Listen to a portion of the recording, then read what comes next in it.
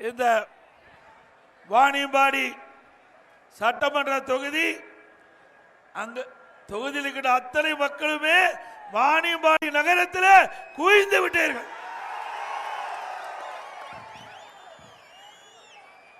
இன்றைய தினம் திரு ஸ்டாலின் பல்வேறு அறிக்கைகளை விட்டுக் கொண்டிருக்கின்றார். எடப்பாடி பழனிசாமி பஸ்ல ஊர் ஊரா போய் திரு எம்ஜிஆர் அவர்களை போலவும் அம்மாவை போலவும் சவுண்டு கொடுத்து பேசுறதா சொல்றார். நான் சவுண்டாவே பேசுறேன், கரெக்டு தானே பேசுறேன்? மைக்கில் பேசுறதால உங்களுக்கு காது கேட்கும். வேண்டுமென்றே திட்டமிட்டு அவரால் பொறுத்து கொள்ள முடியல. இப்படி வாணியம்பாடியில் இருக்கிற சட்டமன்றத்தில் இருக்கிற மக்கள் மாதிரி தமிழ்நாடு முழுவதும் நான் சென்ற இடமெல்லாம் மிகப்பெரிய எழுச்சி. அந்த எழுச்சியை பொறுத்து கொள்ள முடியாத இன்றைய முதலமைச்சர் ஸ்டாலின் அவர்கள் ஏதேதோ பேசுறார். திரு ஸ்டாலின் அவர்களே, நான் எம்ஜிஆரும் அல்ல, மாண்புமிகு அம்மாவும் அல்ல, இங்கே இருக்கின்ற மக்களில் ஒருவனாக இருக்கின்றேன். உங்களை போல நான் தலைவன் என்று சொல்லவில்லை, தொண்டன், அண்ணா திமுக தொண்டன். திரு ஸ்டாலின் அவர்களே, நான் தொண்டனாக இருந்து கிளை செயலாளராக இருந்து படிப்படியா உயர்ந்து எனக்கு எங்களுடைய கட்சி நிர்வாகிகள் மூலமாக பொதுச் செயலாளர் அடையாளத்தை கொடுத்திருக்கிறார். அதே போல மாண்பு அம்மா இருக்கின்ற பொழுது எம்எல்ஏ, எம்பி, மந்திரி, அம்மா மறைவுக்கு பிறகு நாட்டு மக்களுடைய பேர் ஆதரவோடு கழக சட்டமன்ற உறுப்பினருடைய ஆதரவோடு தமிழகத்துடைய முதலமைச்சராக தேர்ந்தெடுக்கப்பட்டேன். ஸ்டாலின் அப்படியே வந்தாரு. எப்பொழுது பார்த்தாலும் பேசுவார். எல்லா கூட்டத்திலையும் நான் யார் தெரியுமா? திரு முத்துவேல் கருணாநிதியுடைய மகன் திரு ஸ்டாலின் பேசுறாரு. அப்பாவை சொல்லித்தான் அவருக்கு அடையாளம் தெரியுது. ஸ்டாலின் அடையாளம் தெரியல. அவருடைய அப்பாவுடைய அடையாளத்தை வச்சுதான் திரு ஸ்டாலின் அந்த கட்சிக்கு தலைவராக இருக்கிறாரு, நாட்டுடைய முதலமைச்சராக இருக்கிறாரு. நான் அப்படி இல்லை, மக்களோடு மக்களாக இருந்து கட்சிக்கு விசுவாசமா இருந்து மக்களுக்கு உழைப்ப கொடுத்து இங்கே இருந்து இங்கே வந்திருக்கிறேன். ஆக உழைப்பால் நான் பதவி பெற்றிருக்கின்றேன். திரு ஸ்டாலின் அவர்களே, உங்களுடைய தந்தையினுடைய அடையாளத்தால் நீங்கள் பொறுப்புக்கு வந்திருக்கின்றீர்கள். முதலில் உணர வேண்டும், எந்த உழைப்புமே இல்லாத நீங்க இவ்வளவு பெரிய பதவிக்கு வந்திருக்கிறீங்க. உழைத்தவன் இந்த நிலைக்கு வந்திருக்குன்னு சொன்னா எங்களுக்கு எவ்வளவு தில்லு திராணி தெம்பு இருக்கிறதை உணர வேண்டும். இன்னும் திரு ஸ்டாலின் போராட்ட இடத்தெல்லாம் பேசுறார். எடப்பாடி பழனிசாமிக்கு நான் கொண்டு வந்த திட்டத்தை மக்களுக்கு இடத்துல பெரும் வரவேற்பு கிடைக்குது, அது பொறுக்க முடியாம வயிற்று எரிச்சல்ல பேசுறாருன்னு. திரு ஸ்டாலின் அவர்களே, நீங்கள் கொண்டு வந்த திட்டமெல்லாம் ஸ்டிக்கர் ஒட்டி வெளிப்படுத்திட்டு இருக்கிறீங்க. நீங்க அறிவிக்கப்பட்ட திட்டம் எல்லாமே அதிமுக ஆட்சியில் கொண்டு வரப்பட்ட திட்டம். புதுசா எதுவுமே கொண்டாடல, பேரை மாத்தி விளம்பரத்தை தேடி நீங்க இந்த திட்டத்தை துவக்கிறீங்க. நலங்காக்கும் திட்டம், நலங்காக்கும் ஸ்டாலின் திட்டம், நலம் காக்கும் ஸ்டாலின் திட்டம். இது என்ன? அதிமுக ஆட்சியிலே இந்த திட்டம் தொடங்கியாச்சு. எல்லா கிராமத்திலிருந்து நகர வரை 15 லட்சம் மருத்துவ முகாம் அதிமுக ஆட்சியிலே நாங்கள் நடத்தினோம். 15 லட்சம் முகாம் நடத்தினோம். அது மட்டுமல்ல, இன்றைக்கு ஏழை எளிய மக்கள் நிறைந்த பகுதியில் அம்மா மினிக்கிள்ளைக்கு திறந்தோம். அதனால அந்த பகுதியில் இருக்கின்ற ஏழை மக்களுக்கு அங்கேயே சிகிச்சை அளித்து கொடுத்தோம். அதோட இன்றைக்கு நாட்டு மக்களுக்கு தேவையான சிகிச்சை அளிக்க வேண்டுவதற்காக தமிழ்நாடு முழுவதும் கிராமங்களிலே 254 ஆரம்ப சுகாதார நிலையத்தை கொடுத்து ஏழை மக்களுக்கு தகுந்த சிகிச்சை கொடுத்தோம். அது மட்டுமல்ல, அந்த கிராமப்புறத்தில் இருக்கின்ற மக்களுடைய தேவைகளை அறிந்து நல்ல சிகிச்சை அளிக்க வேண்டுவதற்காக ஆரம்ப சுகாதார நிலையத்தை மேம்படுத்தப்பட்ட ஆரம்ப சுகாதார நிலையமாக தரம் உயர்த்தப்பட்டது 168. அண்ணா திமுக ஆட்சியில் தான் இந்த மக்களுக்கு தேவையான சிகிச்சை அளிக்கக்கூடிய திட்டத்தை நாங்கள் கொண்டாந்தோம். ஸ்டிக்கர் ஒட்டி மக்களை ஏமாற்றுகின்ற நாடகத்தை இன்றைய முதலமைச்சர் அரங்கேற்றுகின்றார். இன்னொன்னு, உங்களுடன் ஸ்டாலின் உங்களுடன் இதுவரைக்கும் குடும்பத்தில் இருந்திருக்கார், இப்பதான் நம்மோட வந்திருக்கிறார். இப்பதான் மக்கள் கண்ணு தெரியுது, மக்களை பத்தி இப்பதான் தெரிஞ்சு வந்திருக்கிறார். அதனால பொருள் உங்களுடன் ஸ்டாலின் இத்தனை நாள் குடும்பத்தில் இருந்து அடுத்த ஆண்டு தேர்தல் வர்றதுனால இப்போ உங்களுடன் ஸ்டாலின் என்று ஒரு இது மாதிரி ஒரு விளம்பரத்தார் அடிச்சு அவர் தொடக்கி வச்சிருக்கார். இதுல பார்த்தீங்கன்னா 46 பிரச்சனை. யாரு முதலமைச்சர் சொல்றார், தமிழகத்தில் 46 பிரச்சனை மக்களுக்கு இருக்குது. இந்த 46 பிரச்சனையும் அரசு அதிகாரிகள் வந்து நேரடியாக உங்களை விசாரிச்சு அவள் குறிப்பெடுத்திட்டு போய் சம்பந்தப்பட்ட துறைக்கு அதை அனுப்பி உங்களுக்கு அந்த பிரச்சனை தீர்ப்பாராம். இது நடக்கிற காரியமா? அப்படின்னா 46 பிரச்சனை மக்கள்கிட்ட இருக்குதுன்னு தெரிவதற்கு 4 வருஷம் ஆச்சு. 4 வருஷம் ஆச்சு. இதை கண்டுபிடிக்கிறதுக்கே 4 வருஷம் ஆகி போச்சு. அப்படின்னா இந்த ஆட்சியில் மக்களுக்கு என்ன நன்மை கிடைக்கும்? பிரச்சனை இருக்கு என்று முதலமைச்சரே ஒத்துக்கிட்டார்ல, அவர் கொடுக்க நோட்டீஸ் தானது. ஆக மக்களுடைய பிரச்சனையை தீர்க்க முடியாத அரசாங்கம் விடியா திமுக அரசாங்கம். இதே போலதான் நான் முதலமைச்சர் இருந்த பொழுது திரு ஸ்டாலின் அவர்கள் ஊரூரா போனார். அங்க போய் ஒரு பெட்ஷீட்டை போட்டுருவார். பெட்ஷீட்டை போட்டு அதில் அமர்ந்து அவருக்கு முன்னான மக்களை எல்லாம் அமர வச்சு உங்களுடைய பிரச்சனை என்ன அப்படின்னு எழுதி அவர் கொண்டு போன பெட்டி வச்சு அந்த பெட்டிக்குள்ள போட்டு அந்த பெட்டியை பூட்டி சீலை வச்சு இவர் வீட்டுக்கு எடுத்துட்டு போய் ஆட்சி வந்த பிறகு சீலை உடைச்சு பெட்டி திறந்து மனு எடுத்து படிச்சு பார்த்து தீர்வு காணுங்கிறார். தீர்வு கண்டாரா? கொடுக்கப்பட்ட மனுவுக்கு ஏதாவது பதில் கிடைச்சதா? அப்புறம் ஏற்கனவே தமிழ்நாட்டு மக்களுடைய பிரச்சனையை எழுதி பொட்டியில் போட்டாச்சு. நீங்க ஆட்சிக்கு வந்துட்டீங்க அப்படின்னா இது எதுக்கு இந்த நோட்டீஸ்? ஆக மக்களை ஏமாற்றுவதற்காக அடுத்த ஆண்டு நடைபெறுகின்ற சட்டமன்ற பொதுத் தேர்தலை முன்னிட்டு இந்த ஒரு நாடகத்தை அரங்கேற்றி மக்களை ஏமாற்றி உங்களுடைய வாக்குகளை பெறுவதற்காக திரு ஸ்டாலின் போட்ட நாடகம். அதோட எப்பொழுது பார்த்தாலும் ஸ்டாலின் 1000 ரூபாய் கொடுத்தேன், 1000 ரூபாய் கொடுத்தேன். யார்? இவர் வீட்டு பணத்தை எடுத்தே கொடுத்தாரு. எங்க அரசாங்க பணத்தை தான் கொடுத்த ஸ்டாலின் அவர்களே. அது எப்படி கடன் வாங்கி கொடுத்தீங்க? இந்த 1000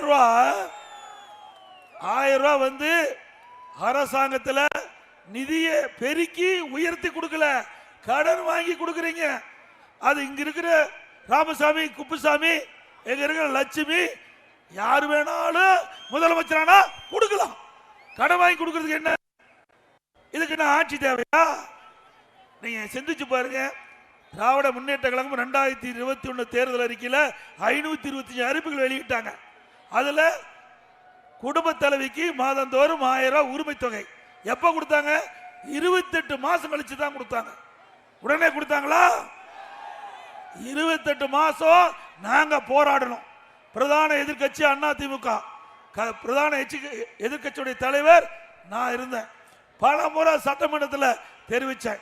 ஏற்கனவே திராவிட முன்னேற்ற கழக தேர்தல் அறிக்கையில் அறிவித்தவாறு அந்த மகளிருக்கு மாதந்தோறும் 1000 ரூபாய் உரிமை தொகை வழங்க வேண்டும் என்று நான் உட்பட எங்க கட்சி சட்டமன்ற உறுப்பினர் உட்பட அத்தனை பேரும் குரல் கொடுத்தோம்.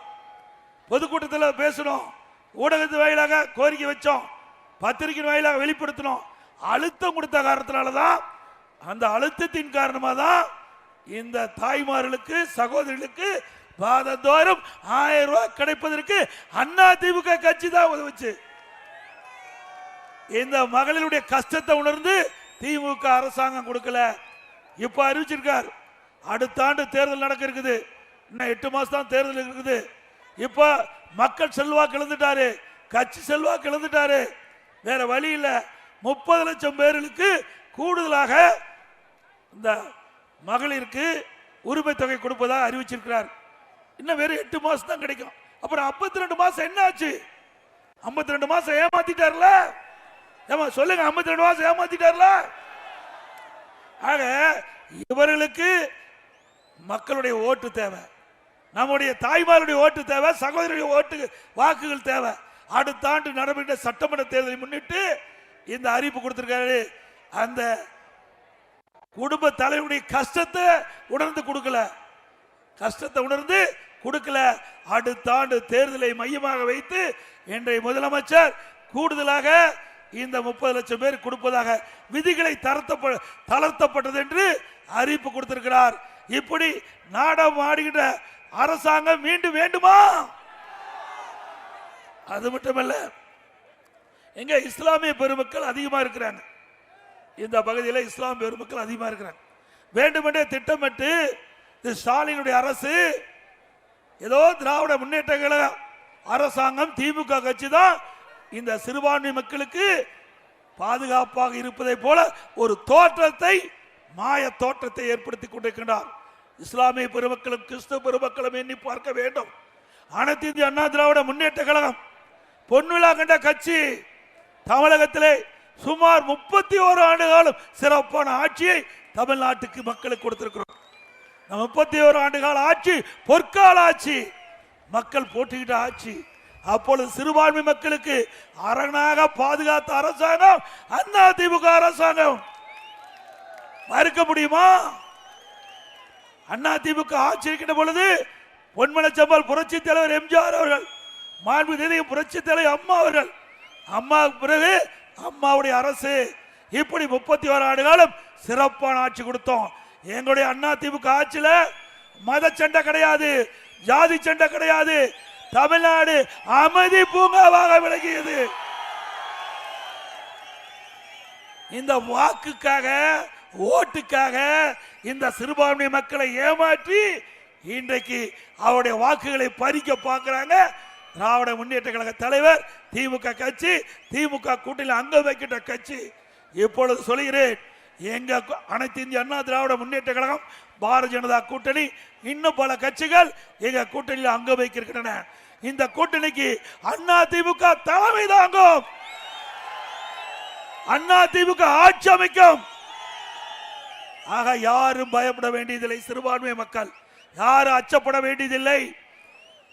அம்மா தலைவரும் முதலமைச்சர் இருந்தாங்க, அம்மா முதலமைச்சர் இருந்தாங்க, நான் 4 ஆண்டு காலம் முதலமைச்சர் இருந்தோம்.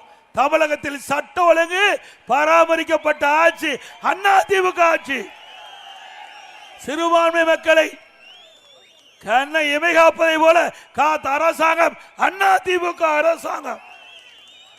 எங்கேயாவது இஸ்லாமிய பெருமக்கள் அண்ணா திமுக ஆட்சியில் பாதிக்கப்பட்டாங்களா? இன்றைய தினம் திருநெல்வேலியில் ஜாகிர் ஹுசைன் என்ற ஓய்வு பெற்ற காவல்துறை அதிகாரி, அவர் தனக்கு உயிருக்கு ஆபத்து ஏற்பட்டுவிடும் என்று காவல்துறையிடத்திலே புகார் அளித்தார். அதற்கு மேல் காவல்துறை எவ்வித நடவடிக்கை எடுக்காத காரணத்தில் வலைதளத்தில் வெளியிட்டார். அவர் வலைதளத்தின் வாயிலாக தனக்கு உயிருக்கு ஆபத்து ஏற்படும் என்று பகிரங்கமாக வெளியிட்டார். முதலமைச்சருடைய கவனத்திற்கு இதை கொண்டு போர் என்று வெளியிட்டார். ஆனால் இந்த அரசாங்கம் அந்த சிறுபான்மை அந்த ஜாகிர் ஹுசைனுக்கு பாதுகாப்பு கொடுக்கல. அதனால அவர் தொழுகையை முடித்து வீதியிலே சென்று கொண்டிருந்த போது சில நபர்களால் வெட்டி கொல்லப்பட்டார். இது நடந்த உண்மை. எங்கே சிறுபான்மை மக்களை பாதுகாத்தார் இந்த முதலமைச்சர்? அதுவும் அவர் இந்த அரசுக்கு வேண்டுகோள் விட்டார். தனக்கு உயிருக்கு ஆபத்து ஏற்படும் என்று பகிரங்கமாக வலைதளத்திலே வெளியிட்டார். இந்த உளவுத்துறை என்ன செய்து கொண்டிருந்தது? இந்த அரசாங்கம் என்ன செய்து கொண்டிருந்தது? இந்த காவல்துறை என்ன செய்து கொண்டிருந்தது? உடனடியாக விசாரித்து அவருக்கு பாதுகாப்பு கொடுக்கப்பட்டிருந்தால் விலை மதிக்க முடியாத உயிரை காப்பாற்றிருக்கலாம். எங்கே உங்களுக்கு பாதுகாப்பு கொடுப்பார்கள்? சிறுபான்மை மக்கள் உணர வேண்டும். ஒரு பானை சோற்றுக்கு ஒரு சோறு பதம். எண்ணி பாருங்கள். இதே அனைத்து இந்திய அண்ணா திராவிட முன்னேற்ற கழக ஆட்சி இருந்தால் கடுமையான நடவடிக்கை எடுத்திருப்போம். அப்பப்ப நடவடிக்கை எடுப்போம். நான் தலைவர்கள் பொன்மனச்செம்மல் புரட்சி தலைவர் எம்ஜிஆர் காலத்திலும் சரி, இதே புரட்சி தலைவர் அம்மா காலத்திலும் சரி, நான் முதலமைச்சர் அந்த காலத்திலும் சரி, சட்டத்தின் ஆட்சி தமிழகத்திலே நடந்து கொண்டிருந்தது. குற்றவாளிகளுக்கு இங்கே இடம் கிடையாது. குற்றச்செயல் ஈடுபடுகிறவர்கள் அச்சத்தோடு வாழ்கின்ற சூழலை உருவாக்கி தந்தோம். இன்றைக்கு நிலை தலைகீழாக மாறிவிட்டது. இன்றைக்கு குற்றச்செயல் ஈடுபடுகிறவர்கள் காவல்துறை கண்டு எவ்வித அச்சப்படுவதும் இல்லை. அதனாலதான் எங்கே பார்த்தாலும் கொலை, கொள்ளை, திருட்டு, வழிப்பிரிவு, பாலியல் கொடுமை நடந்த வண்ணம் இருக்கின்றது. இதையெல்லாம் சிந்தித்து பார்க்க வேண்டும். சிறுபான்மை மக்கள் நன்றாக உணருங்கள். அனைத்து இந்திய அண்ணா திராவிட முன்னேற்ற கழக ஆட்சியில் நிறைய திட்டங்களை கொண்டாந்து நிறைவேற்றிக்கிறோம். புரட்சி தலைவி அம்மா அவர்கள் தமிழகத்துடைய முதலமைச்சர் இருக்கின்ற பொழுது இஸ்லாமிய பெருமக்களுடைய கோரிக்கையை ஏற்று 2001ஆம் ஆண்டு புனித ரமலான் மாதத்தில் பள்ளிவாசலுக்கு நோன்பு கஞ்சி தயாரிக்க விலையில்லா அரிசி வழங்கிய அரசாங்கம் அதிமுக அரசாங்கம். சுமார் 5400 மெட்ரிக் டன் அரிசி அதிமுக ஆட்சியில் வழங்கப்பட்டது. நாகூர் தர்கா சந்தனக்கூடு திருவிழாவிற்கு தேவைப்படும் சந்தன கட்டைகள் ஒவ்வொரு ஆண்டும் விலையில்லாமல் கொடுத்த அரசாங்கம் அதிமுக அரசாங்கம். 2018 வரை ஹஜ் புனித பயணம் மேற்கொள்ளும் இஸ்லாமிய சகோதரர்களுக்கு மத்திய அரசு மானியம் வழங்கி வந்ததை திடீரென்று நிறுத்திவிட்டது. உடனடியாக என்னுடைய கழக நிர்வாகிகள் மூலமாக நம்முடைய இஸ்லாமிய பெருமக்கள் என்னை சந்தித்து கோரிக்கை வைத்தார்கள். நிறுத்தப்பட்ட அந்த மானியம் தொடர வேண்டும் என்று கேட்டார்கள். உடனடியாக 2019 முதல் ஹஜ் பயணம் மேற்கொள்ள அதிமுக அரசு 6 கோடி மானியம் கொடுத்தது. அந்த மானியம் போதாது என்று கோரிக்கை வைத்தார்கள். 2021ஆம் ஆண்டு அந்த மானியத்தை 12 கோடியாக உயர்த்தி கொடுத்தோம். ஹஜ் பயணிகள் சென்னையில் தங்கி செல்வதற்கு ஹஜ் இல்லம் கட்ட வேண்டும் என்று கோரிக்கை வைத்தார்கள்.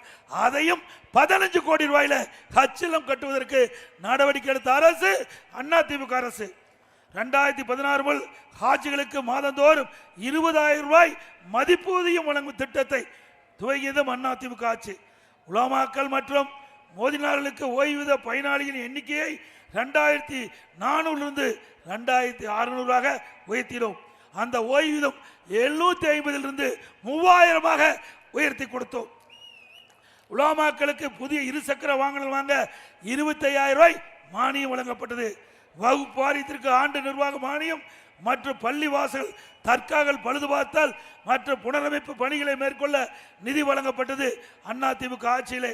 இஸ்லாமிய வகுப்பினருக்கு நேரடி நியமன முறையில் நிரப்பப்படாத பணியிடங்களுக்கு முன்கொணர்வு முறை நீடிக்க அரசாணை வெளியிடப்பட்டது. 2018ஆம் ஆண்டு கஜா புயல் பெருமழை வெள்ளத்தால் பாதிப்படைந்த நாகூர் தர்கா குளக்கரை சேதமடைந்தது. நானே நேரடியாக சென்று நாகூர் தர்கா குளக்கரையை பார்வையிட்டு சுமார் 4.2 லட்சம் கோடி நிதி ஒதுக்கீடு செய்து அந்த குளக்கரையை சீர் செய்த அரசு அதிமுக அரசு. சிறுபான்மை பொருளாதார மேம்பாட்டு கழகம் அமைத்தது அனைத்து இந்திய அண்ணா திராவிட முன்னேற்ற கழக அரசு. தமிழ்நாடு அரசு பணியாளர் தேர்வாணையத்தின் தலைவராக முதலில் இஸ்லாமிய சமுதாயத்தைச் சேர்ந்த பெண்மணி திருமதி யாஸ்மின் அகமது IAS ஒருவரை நியமித்து பெருமைப்படுத்தது அதிமுக அரசு. எல்லாவற்றுக்கும் மேலாக 2002ஆம் ஆண்டு இந்திய ஜனாதிபதி தேர்தலில் டாக்டர் APJ அப்துல் கலாம் அவர்களுக்கு அதிமுக ஆதரவு அளித்து ஓட்டளித்து வெற்றி பெற்று இந்திய நாட்டுடைய ஜனாதிபதி பதவி, இந்தியாவிலேயே உயர்ந்த பதவி ஜனாதிபதி பதவி. அந்த பதவிக்கு மரியாதைக்குரிய மறைந்த டாக்டர் அப்துல் கலாம் அவர்கள் ஆதரித்தது அதிமுக. அதற்கு வாக்களித்து அவரை வெற்றி பெற செய்தது.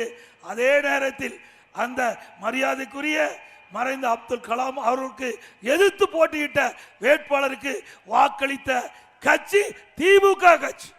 சிந்திச்சு பாருங்க, இப்படி இருக்கிற கட்சா சிறுபான்மை மக்களுக்கு உதவி செய்யும். நாட்டுடைய உயர்ந்த பதவி ஜனாதிபதி பதவி.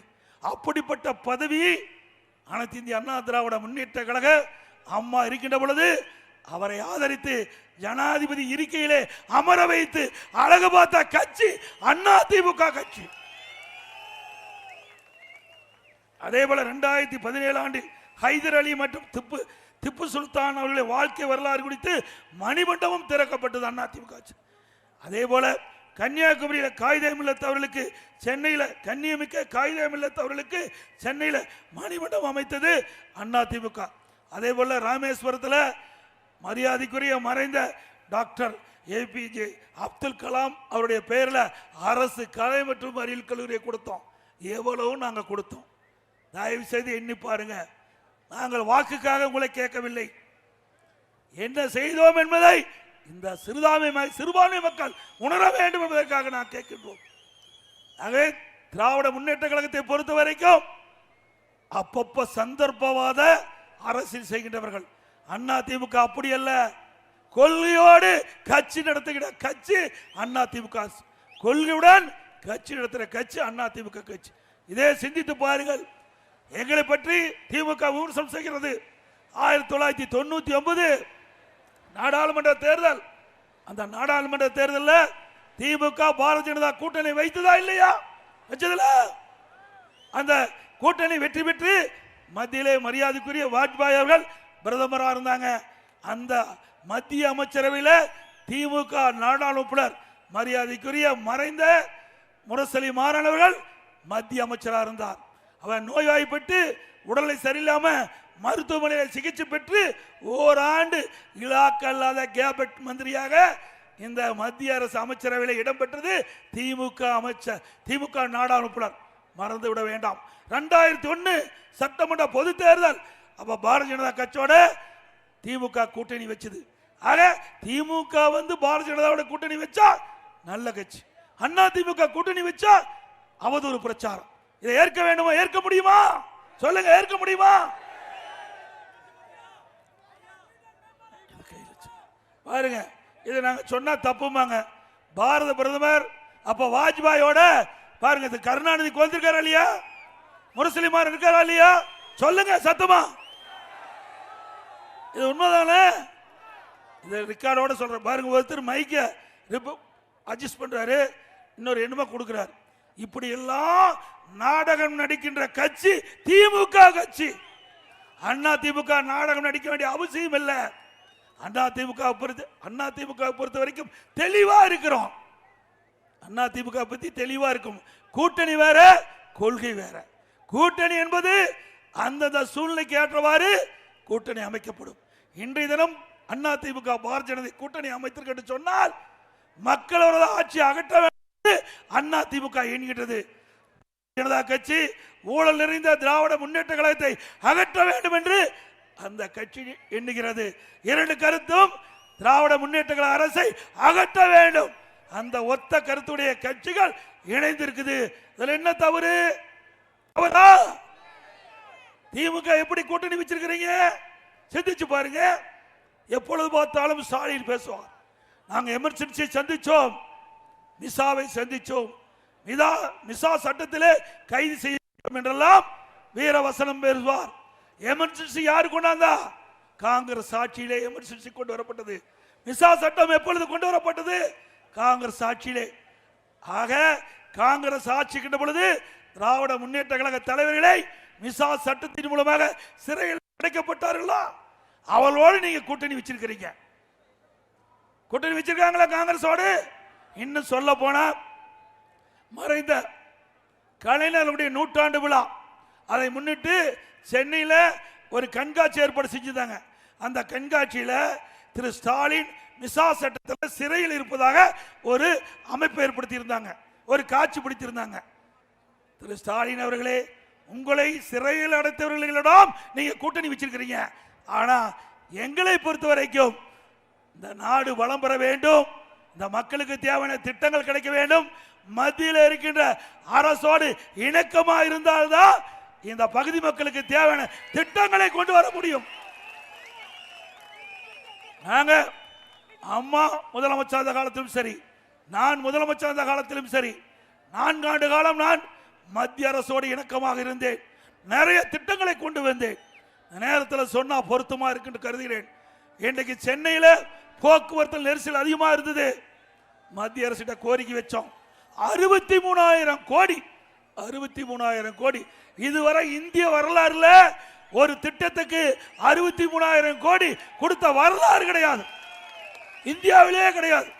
ஒரு திட்டத்திற்கு மெட்ரோ ரயில் திட்டம் கட்டம் 2 63,000 கோடி கொடுத்து உள்துறை மந்திரி சென்னைக்கு வந்து அவர் கையால் அடிக்கல் நாட்டினோம். அதே போல நடந்தாய்வாளி காவிரி திட்டம் இந்த ஆட்சி வராதுன்னாங்க. 4 ஆண்டு காலமா தொடர்ந்து பேசிக்கிட்டு இருந்த சட்டமன்றத்தில் என்னை விமர்சனம் செஞ்சாங்க. நீங்க கொடுத்தீங்க, அவளை ஏத்துக்கிட்டாங்க மத்திய அரசு, ஆனா நிறைவேறாதுனாங்க. இந்த நடந்தாய்வாளி காவிரி திட்டம் 11,500 கோடி இந்த அரசு மத்திய அரசு இன்றைய தினம் அனுமதித்து முதல் கட்டமா 950 கோடி கொடுத்துட்டு. நடந்தாய்வாளி திட்டம் என்று சொன்னால் காவிரியிலிருந்து திறக்கப்படுகின்ற நீர் கடல்ல கலக்கின்ற வரை 2 கரையில் இருக்கின்ற அந்த நகரத்திலிருந்து வெளியேறுகின்ற அசுத்த நீர் நதியிலே கலக்கின்றது. அந்த அசுத்த நீரை சுத்தப்படுத்தி நதியிலே விட வேண்டும். இதுதான் திட்டத்தினுடைய நோக்கம். 11,500 கோடி கொடுத்து அரசாங்கம், மத்திய அரசாங்கம் பல்வேறு சாலைகள், தேசிய நெடுஞ்சாலை கேட்ட இடத்தை எல்லாம் கொடுத்தாங்க. இன்னும் இந்த ஆட்சி வந்த பிறகு அனைத்து இந்திய அண்ணா திராவிட முன்னேற்ற கழக அரசுகின்ற பொழுது மத்திய அரசிடத்தில் கோரிக்கை வச்சு 11 தேசிய நெடுஞ்சாலைக்கு இன்னும் இடம் எடுத்து கொடுக்கல. அதனால அந்த திட்டம் நிறைவேறாமல் இருக்குது. ஆக ஒரு தேர்தல் வருகின்ற பொழுது கருத்து வேறுபாடு இருக்கலாம், தேர்தல் வருகின்ற பொழுது கருத்து வேறுபாடு இருக்கலாம். தேர்தல் முடிந்த பிறகு ஓட்டு போட்ட மக்களுக்கு நன்மை செய்ய வேண்டும். எந்த கட்சி வெற்றி பெற்றாலும் அந்த கட்சி மக்களுடைய வாக்குகளை பெற்று தான் வெற்றி பெறுது. அப்படி மக்களுக்கு நன்மை செய்ய வேண்டும். அந்த அடிப்படையில் அண்ணா திமுக அரசு இருக்கின்ற பொழுது மத்திய அரசோடு இணக்கமாக இருந்து தேவையான நிதி, தேவையான திட்டத்தை பெற்று இன்றைக்கு தமிழகம் இந்தியாவிலேயே முதன்மை மாநிலமாக உருவாக்குவதற்கு பாடுபட்ட அரசு அண்ணா திமுக அரசாங்கம். உங்களால எது சொல்ல முடியுமா? அது மட்டுமல்ல, ஒரே ஆண்டில் 11 அரசு மருத்துவக் கல்லூரி மருத்துவமனை கொண்டாடும். ஒரே வருஷத்தில் 11 அரசு மருத்துவக் கல்லூரி மருத்துவமனை இந்தியாவில் எந்த மாநிலத்திலும் இல்ல. இவ்வளவு வீர வசனம் பேசுறாரு இன்றைய முதலமைச்சர். ஒரு அரசு மருத்துவக் கல்லூரி மருத்துவமனை கொண்டு வந்தாரா? முடியாது. அவருக்கு தில்லு கிடையாது, திராணி கிடையாது, திறமை இல்லை.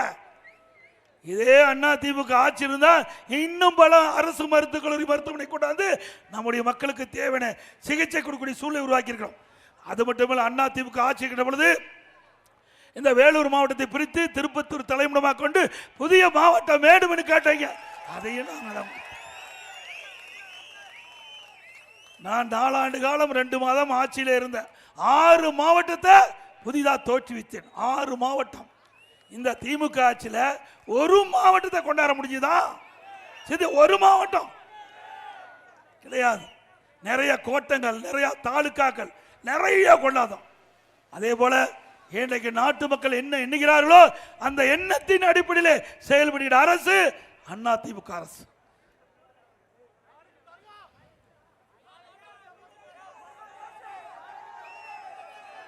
அதே போல விவசாயிகளுக்கு நிறைய திட்டங்களை கொண்டாந்து நிறைவேற்றணும். விவசாயிகளுக்கு 2 முறை தொடக்க வேளாண் வங்கிய பயிர்க்கடன் தள்ளுபடி, மும்முனை மின்சாரம் 24 மின் மோட்டார் கொடுத்தோம். ஏரி குளம் குறையெல்லாம் அங்கே குடிமராமத்து திட்டத்தில் தூர்வாரப்பட்டது. இப்படி நிறைய திட்டங்களை நிறைவேற்றிய அரசு அண்ணா திமுக அரசு. ஏழை மக்களுக்கு கொரோனா காலத்தில் 12 மாசம் விலையில் அரிசி, சர்க்கரை, எண்ணெய் நாங்கள் கொடுத்தோம். கொரோனா காலத்தில் பள்ளிகள் மூடப்பட்டு விட்டது, கல்விகள் மூடப்பட்டது. மன உளைச்சல்ல மாணவர்கள் இருந்தாங்க. கல்லூரி படிக்கிற மாணவர்களுக்கு ஆன்லைனில் வகுப்பு, ஆன்லைனில் தேர்வு, நல்லா தேர்ச்சி பெற்றாங்க கல்லூரி மாணவர்கள். பள்ளியில் படிக்கின்ற மாணவருக்கு ஆல் பாஸ் போட்டு கொடுத்தோம். All pass. அதே போல அண்ணா திமுக ஆட்சி மனதுடன் இந்த ஏழை எளிய மக்களுக்கு, கூரை வீட்டில் இருக்கின்ற மக்களுக்கு வீட்டு மனை இருந்தால் அந்த வீட்டு மனை இருக்கின்றவர்களுக்கு அற்புதமான ஏழை மக்கள், தாழ்த்தப்பட்ட மக்கள், மலைவாக்கு மக்களுக்கு அற்புதமான காங்கிரீட் வீடு கட்டி கொடுக்கப்படும். நீங்க கூட என்னலாம் இப்பதான் வீடு கட்டி கொடுக்குறாங்களே, இந்த வீடு மாதிரிலாம் இல்லை, நல்ல அற்புதமான வீடு, பல லட்சம் செலவுல கட்டி கொடுப்போம். அதோட அண்ணா திமுக ஆட்சிக்கின்ற பொழுது எல்லா குடும்பத்தையும் 2500 ரூபாய் அண்ணா திமுக பொங்கல் பரிசா கொடுத்தோம்ல. திமுக ஆட்சி வந்த பிறகு ஒவ்வொரு பொங்கல் என்றும் அண்ணா திமுக ஆட்சிக்கு நம்முடைய ரேஷன் கார்டு வச்சிருக்கிற அனைவருக்கும் விலையில்லா வேஷ்டி சேலை கொடுத்தோம். அதையும் பல இடத்துல கொடுக்கல. மீண்டும் அண்ணா திமுக ஆட்சி வந்த பிறகு பொன்மனச்சம்பல் புரட்சி தலைவர் எம்ஜிஆர் தொடங்கப்பட்ட அந்த வேஷ்டி சேலை திட்டம் தரமா கொடுக்கப்படும். மக்கள் அதோட அடுத்த ஆண்டு தமிழகத்தில் உங்களுடைய துணையோடு அடுத்த ஆண்டு அதிமுக ஆட்சி மலர்ந்தவுடன் நம்முடைய தாய்மார்களுக்கு சகோதரிகளுக்கு அற்புதமான சேலைகள் வழங்கப்படும். தீபாவளியில் எல்லா தரமான சேலை, நீங்க எதிர்பார்க்காத அளவுக்கு நல்ல சேலை வழங்கப்படும். அதோட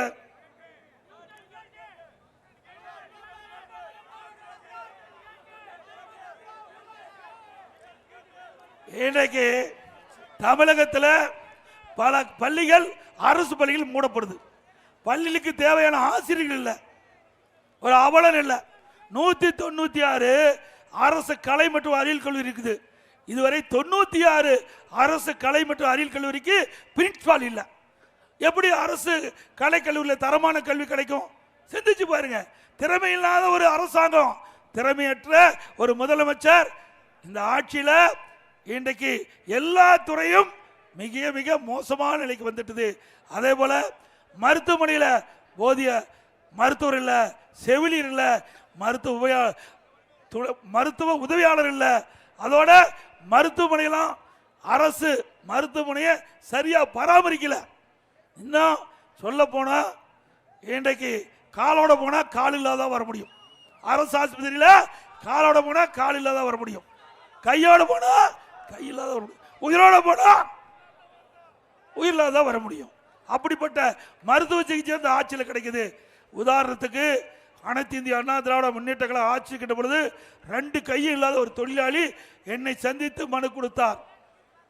நீங்க நினைச்சா 2 கையும் பொருத்தலான்னு. எப்படிப்பா 2 கையும் இல்லாத ஒரு ஆளுக்கு பொருத்த முடியும்?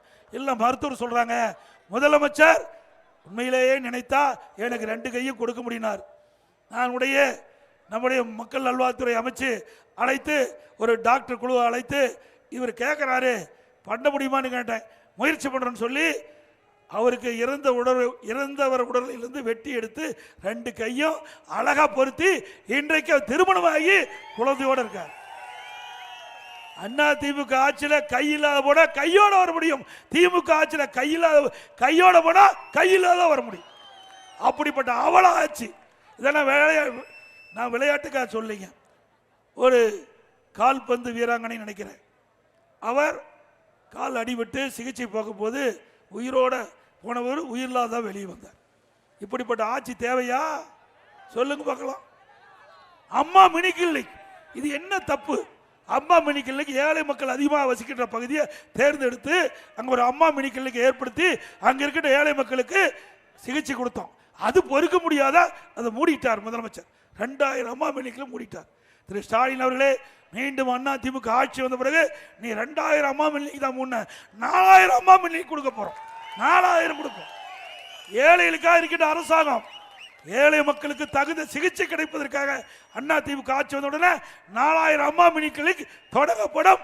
ஏழைகளுக்கு சிறப்பான சிகிச்சை அளிக்கப்படும் என்பதை நேரத்தில் தெரிவித்து அண்ணா திமுக உங்களுடைய அரசாங்கம், அண்ணா திமுக அரசாங்கம் வந்தா மக்களுடைய அரசாங்கம். இந்த கட்சி மக்களுடைய கட்சி. பொன்மனச்சம்பல் புரட்சி தலைவர் எம்ஜிஆர் மக்களுக்காகவே வாழ்ந்தார். இதே புரட்சி தலைவர் அம்மா தன் வாழ்நாள் முழுவதும் மக்களுக்கு உழைத்தார். இருவரும் தலைவர்களுக்கு வாரிசு இல்ல, இங்க இருக்கின்ற மக்கள் தான் வாரிசு. அப்படி பார்த்துதான் ஆட்சி செஞ்சாங்க. திமுக போல வாரிசு அரசியல் கிடையாது, குடும்ப ஆட்சி கிடையாது. இந்த கட்சிக்கு யார் உழைத்தாலும் அவர் ஏற்றம் பெறலாம், உச்சபட்ச பதவிக்கு வர முடியும். அதுக்கு நானே உதாரணம். திமுக வர முடியுமா? திரு கருணாநிதி குடும்பத்தை தவிர்த்து வேற எவரும் வர முடியாது. இன்னைக்கு எடுத்துக்கு உதாரணத்துக்கு திரு கருணாநிதி இருந்தாரு, அதுக்கு பிறகு ஸ்டாலின், அவர் கட்சிக்கு தலைவர், திமுக கட்சி தலைவர். திமுக இளைஞரணி செயலாளர் உதயநிதி, மகளிரணி செயலாளர் கனிமொழி, அவ்வளவுதான் பதவி. எல்லாம் முடிஞ்சு போச்சு குடும்பத்தோட. இந்த கட்சி ஆட்சி செஞ்சா நாட்டு மக்கள் நன்மை கிடைக்குமா? குடும்ப கட்சி வாரிசு அரசியலுக்கு முற்றுப்புள்ளி வைக்கின்ற தேர்தல் 2026 சட்டமன்ற தேர்தல். அந்த தேர்தலை நல்ல தீர்ப்பை வழங்க வேண்டும் என்று அன்போடு மக்களை கேட்டுக்கொள்கிறேன்.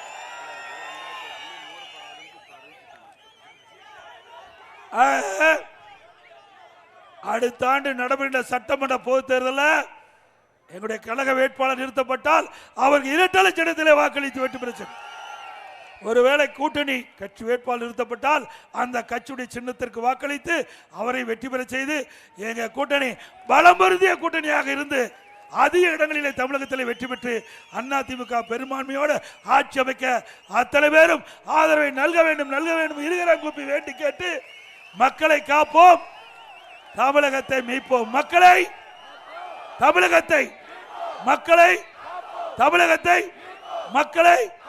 தமிழகத்தை ஸ்டாலின் மாடல் அரசு, ஃபெயிலியர் மாடல் அரசு. Bye bye Stalin.